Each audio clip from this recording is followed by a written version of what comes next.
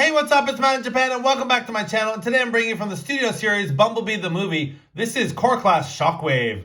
Now, I know I've said it a million times, sound like a broken record probably, but no idea why they made this guy a Core Class. I so wish he was a little bit bigger, at least a deluxe, but this is what we get. So anyways, let's take a quick look at the packaging. First and foremost, the artwork at the top left. There you see Shockwave in that famous scene from the movie. Looking very cool. Nice CG rendered image there. Takara Tomy, Generations logo, Studio Series, Transformers Bumblebee. And there he is. And again, we do have the open packaging. And Transformers down the side. 8 and up, Shockwave, Studio Series. He is a Core Class, as mentioned. Information on the bottom. And that same image on the side. A little bit more of a full image of him there with the Authentics logo. And on the back, you have your product shot.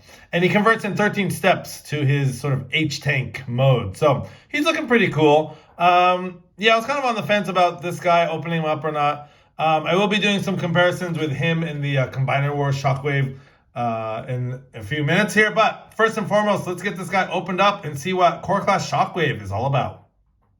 Okay, so here we have Core Class Shockwave out of the packaging, and before we get into his details, let's take a look at the accessory he comes with, and that is his blaster here, and it's done in a really nice dark purple plastic with some really nice silver paint for the highlights, and you can see some really just nice molded detail on all over the gun there, and looking very sleek and cool. And once you put it on his arm, it does have that kind of look that's like an extension of his arm, which is very cool. I really like how that plays into the figure. And it comes out of the packaging like this, and basically this is on a hinge, and you want to just take this and fold it down. It's a little bit tight, and I thought I was going to break it at first, but you want to just pull that down and clip it into place. And it's on that 5mm port, so you can plug it into his hand like so. And you want to just make sure it is all the way down. And that's what I was talking about. It kind of looks like an extension of his arm, and I really like the way that looks. Very, very cool. So you get some really nice detail on the gun there. So taking the gun off, and let's get into Shockwave himself. Taking a look at that head sculpt. Very, very nice. You get the really bright yellow paint for the mono eye, whatever, the Cyclops eye. You get some nice silver paint on either side. You get some nice silver detail on the antenna there. So a very cool looking head sculpt. Going down the figure, you get some really nice sort of dark magenta in through there, and a really nice silver paint that kind of picks out that the chest part. And then going down, you get that purple plastic with silver and gray and black. And love the molded detail here on the legs and the arms especially. You get some really nice detail in through the arms here. So looking very cool. You obviously see the tank treads on the side there. And going down, you get some just silver highlights there on the legs. And the feet are looking pretty cool too. Some nice detail on the feet there. And you do see the tank treads on the back as well. So this is how he looks from the back. And again, they really went all out with the detail on here. They could have left a lot of this just kind of plain, but they actually did sculpt in some detail there. Not too great from the back. And he does have a big screw hole there on the back of his head. But that is about it for the details on Shockwave. Looking pretty cool. I really love the black and all the gray. He's looking really nice.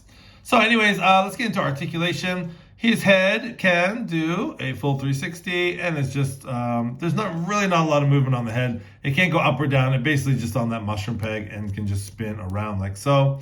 So not a whole lot of movement there. His arm can go all the way around and can go out that much. Not a lot of movement there either. You do get a rotation. Actually, there's a mushroom peg there. You get rotation there, and you actually get rotation up at the upper bicep as well. So you kind of have to hold that in place.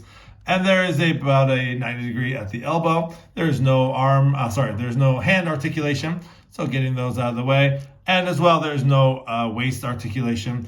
And he can kick out that much, kind of limited in the kicking and the splits here. So he can kick forward, kick back. The legs are on a ball joint. In my copy, they're a little bit loose, but definitely not as bad as that Core Class Hot Rod, or Flop Rod as I called him.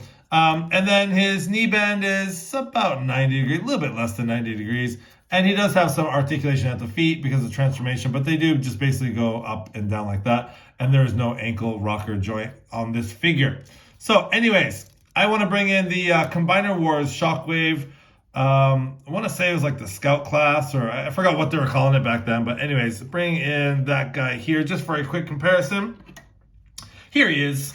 And yeah, these guys are pretty much similar. I think the Bumblebee movie Shockwave is a little bit taller than this guy, and I really like this figure too. I mean, this guy was, for back in the day, this for a little figure, this guy was really fun. So just a quick comparison there, and I do think it looks like the Bumblebee movie Shockwave is just a tiny bit taller, but anyways, they pretty much scale really well with each other, basically the same size. So anyways, let's pause here for a moment and let's get this guy transformed into his tank mode.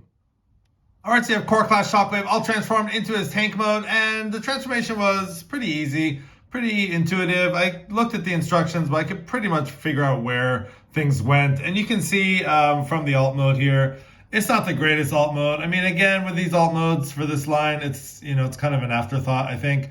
They did their best. You can kind of see where he's scrunched up and folded up and his legs go forward, and the blaster basically plugs in the back of that hole in the back of his head, and you can see the back of his head. You can see him there. Hey, what's up, Shockwave? It kind of looks like he's flying like Superman.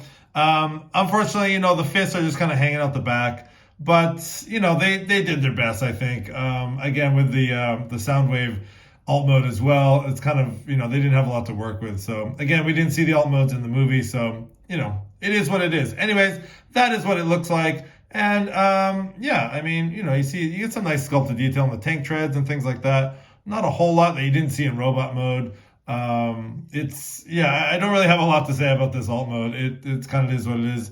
As far as articulation, because his head can turn, the turret can do basically a full 360, so that's nice. And you get a little bit of upward and down movement on the turret, but that's about it as far as articulation in the tank mode. So yeah, he's not bad. Definitely his little robot mode is way better. And just for a comparison, here's that other Shockwave. Now I kind of forgot how cool this guy was. He does turn into a gun or a spaceship, but I mean, it's obviously a throwback to the G1 figure. But I kind of forgot how cool this guy is. I really like this guy.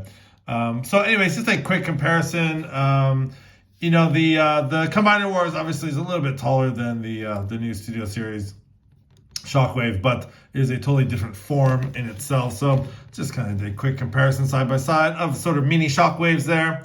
So, let's pause for a sec, and I'm going to get him back into his robot mode, because I think that's where he shines, and we'll do some final thoughts here. All right, so some final thoughts on the Bumblebee Movie Shockwave Core Class figure. He's cool. He's got some really nice detail. I really love the blaster, the way that came out, some nice silver paint on there and some nice details. And the robot mode is great. Limited articulation. Alt mode I don't really care for.